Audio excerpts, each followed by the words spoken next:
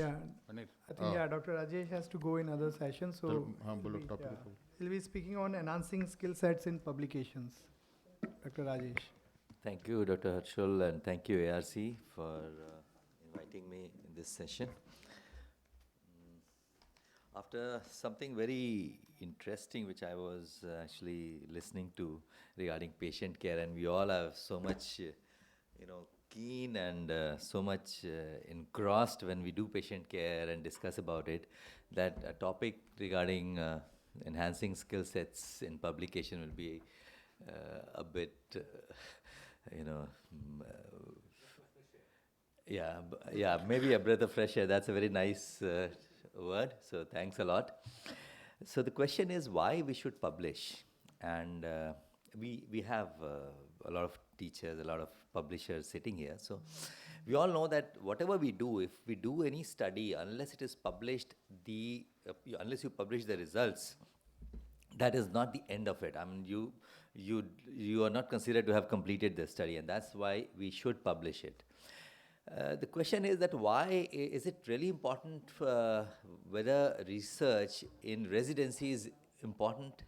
The question is yes, because it allows the resident to start thinking logically, think about methodology, think about something new. He can become a better doctor if he applies logic based on certain methodologies, based on research ideas, based on many other things.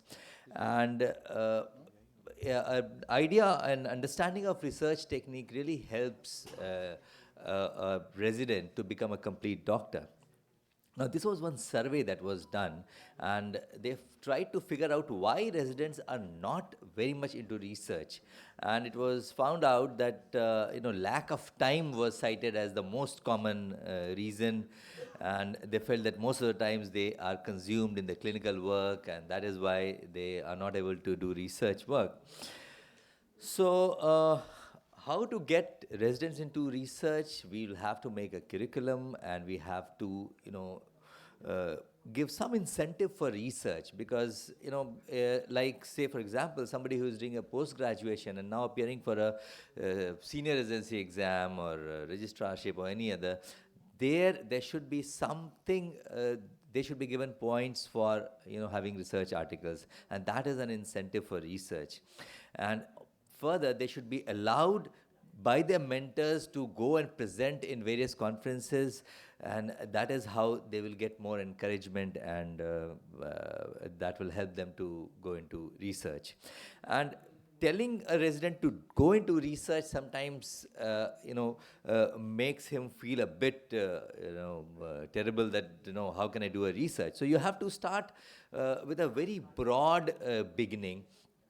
Ask the resident to, regarding any patient, if he can search, he can do literature search regarding what exactly is the treatment modality, what is missing in it, how we can improve upon it, and that is how you can, get a research question on a particular condition, a particular patient, and you will inculcate that habit into the resident. So, most important thing is that the research that is being done by the resident has to be published, and that skill, that basic understanding of how one should write a manuscript, that should also be explained to the resident. So it is, as we all know, the format is IMRAD, that is Introduction, Method, Results, and Discussion. And these are the components like title, authors, abstract, keywords, introduction, method, result, discussion, acknowledgement, reference, appendices.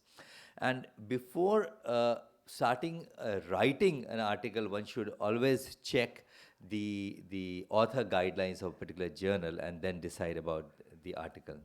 The title is actually the main board.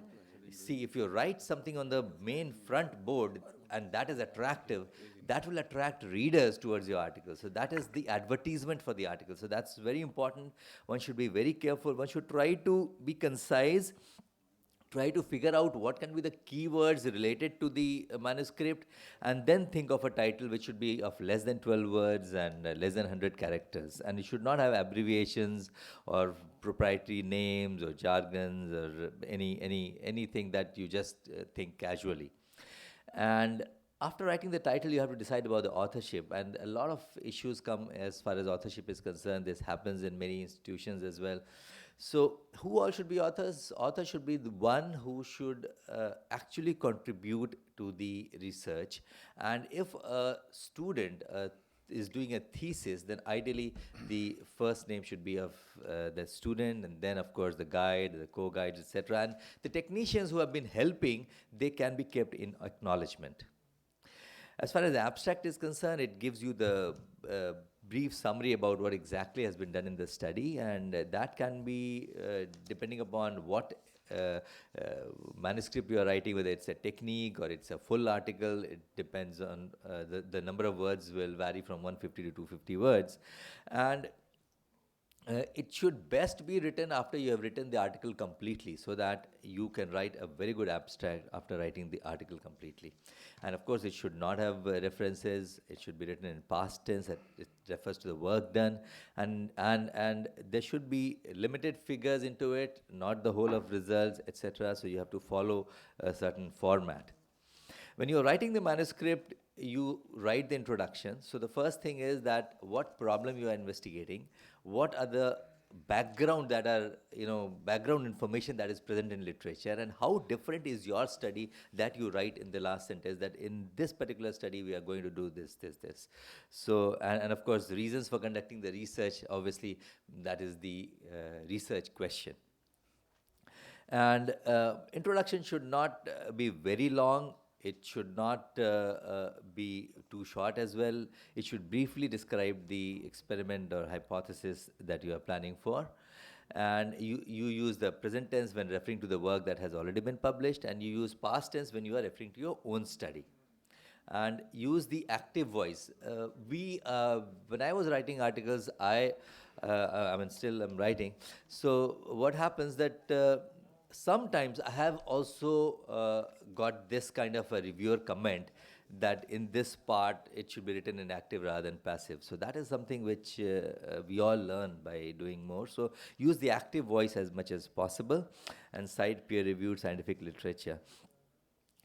As far as materials and methods is concerned, we should be writing in complete details in such a manner that somebody who is reading your article, he can replicate that, he can do that research in his own center. So he can replicate your research. That is how it should be written. And it should include everything, including patients, including the instruments, including the details of all the technique and inclusion and exclusion criteria, etc. And it should also deal with whatever, whether it's a human subject, it's an experimental study, or whatever it is. Now, as far as result is concerned, it is the core or heart of the paper, and it should give all the details of what all has been found out. Primarily, what was the aim for the study, so all those results should be written. And then secondarily, what more things were noted, all those things have to be written, and it should be written very clearly, and no inference on the result should be written in the results. It should be absolute data that what all these things were noted in the results. And if there is too much of data related to one particular thing, you can make it a table. Or if there's a trend, like there's an increase or decrease, that can be best depicted by a figure. So that is something that we have to take care. And as I said, the material related to table should not be duplicated in the results section. It should be separate. And of course, figures also should not be duplicated in the results. As far as discussion is concerned, that is the most important thing, the most difficult thing, because you have to understand what exactly has been done, what is your the results, what are the results of your study, and then you have to compare with the existing literature, and then write about how this article is going to add information to the existing literature. So you have to write what all is known and what is being added by this manuscript. So it's classified based on, first paragraph you write major findings, then middle paragraph you based on major results, etc. And the last paragraph you write about what you finally infer and what is your conclusion. And the most important thing is that the conclusion should not, should not extrapolate certain things which are slightly away from the exact result. Sometimes we have a tendency to infer something more than what exactly is the result. So the conclusion should be based on exactly what findings, what data you got in the study. And as I said, acknowledgements can be mentioned, and the technical staffs, etc., they all can be included in the acknowledgement section. And the reference can be written based on the author guidelines of the journal. It can be Vancouver style or Harvard style, alphabet number system, citation order system, everything. One of the most important thing is that there is no place for gut feeling in the article, in a manuscript. And quotes, etc., should be avoided. So these things should be avoided. It should always be based on what exactly is the data. So thank you very much for your patient listening, and I would really love to have some points from so many learned members sitting here. Thank you so much, Dr. Rajesh, for that wonderful talk. So my question is, first, which journal do you choose to publish in first? You prefer IGO or? Actually, see, we are always now stressing that we should first send publication for IGO. So ideally speaking, if I have presented a paper in AIOS, the first right of refusal is of IGO. If I have presented a paper in American Academy, the first right of refusal is ophthalmology, or maybe you can send to JCRS, etc. So that is how I divide. If I have presented a paper in American Academy, then obviously the first right of refusal is of the journal that is linked to that. So I will send the manuscript to ophthalmology or to, say, JCRS, etc. But if I have presented something in AIOS, a paper in AIOS, then obviously I will send it to IGO. What's the opinion of the expert panel? I think some journals have that binding that if you're presenting in American Academy, you have to do it to the American, No, if you're not presented, you're just writing a fresh manuscript. What is your thought process like? But I think apart from that, most people go by the impact factor, the circulation of the journal, where there is more visibility of your work. So I think that probably remains the number one criteria, I would say. If you think your work is worthwhile publishing somewhere, I think you will always try to publish in a journal which has a high impact factor and more circulation.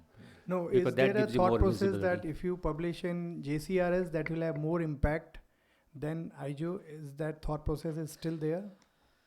I think so, because it is definitely there. Yes. I mean, we have to accept the fact that it is there. The bigger impact factor is definitely better with the JCRS. Very good presentation, Rajesh. For private practitioner, it's a real big task to publish. So what tips you'd like to give? Because in institute it's fine, because of course you have to publish also because of the certain regulations and all those things. But private practitioner, I think hardly they publish in their entire career. I think for private practitioners, I would say the first and foremost thing is that everybody gets interesting cases, and case reports, anyone can publish. So that is something which you can definitely publish. The second thing is that 2-3 hospitals can join hands and then can pool up data and then can go ahead and publish it with names of all the 2-3 hospital doctors. So that can be done. One challenge is to have an ethics committee because ethics approval is again an issue. So that is something which has to be worked on. And that is something which actually today also we were discussing even in our meeting in ARC, that we will try to figure out from AIOS that if we can have a society ethics committee, and if that can help members and how that can help, we will have to work on it, because there is a definite perimeter within which, if you have an ethics committee within 100 kilometers or something, then you can still apply in that ethics committee. So there are certain limitations for people who are in the periphery. As far as a single case report or a retrospective, finding, observational case report is concerned, I mean, anybody and everybody can publish. No, there are independent ethics committees even in India now. Yeah. Some are by the ICMR, some are by the DCGI. Yeah. There are certain institutes or universities which offer their ethics committee for a certain radius of perimeter. So that shouldn't be the deterrent. But my take would be, don't publish for the sake of publishing. Say something, if you really want to say something, that's when, and that's where your heart would be. When you want to give a message. I can give an example of congenital primary aphakia, which I didn't know until Dr. Murli published. And what he wanted to teach was that if you get into an eye with CPA, it'll go into phthisis. So it was a negative. He didn't want to say that I'm so great that I can do CPA. He published 9 cases, 9 out of 9 went into phthisis, but he published it to tell the world, don't do it. So when you have a message, that's what's important. Absolutely. Very nice. It's all about, for a private practitioner, that they don't document at that time.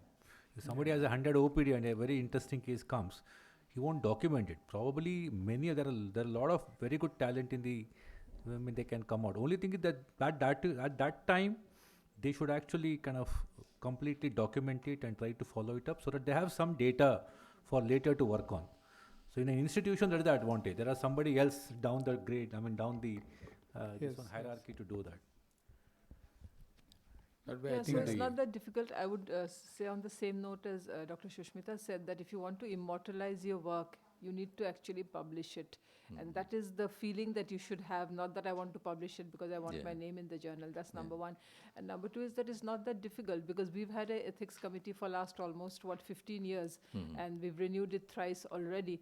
We didn't have any problems in renewing, and you do have people who help you out with the paperwork. True. You don't have to do all the paperwork. There are agencies who help you out with the paperwork, and you can do it. And what you said rightly is that within 50 kilometers, you can actually use the same ethics committee. So we do get requests from hospitals nearby who say they use 50 kilometer radius actually. Yes.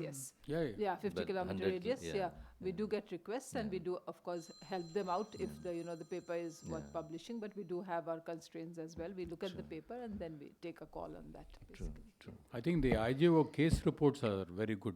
I think it's a very good platform for all the private practitioners. The IGO case reports, what Santosh is doing is really fantastic. Very easy also to do it. Thank you very much, Dr. Thank you. Rajesh.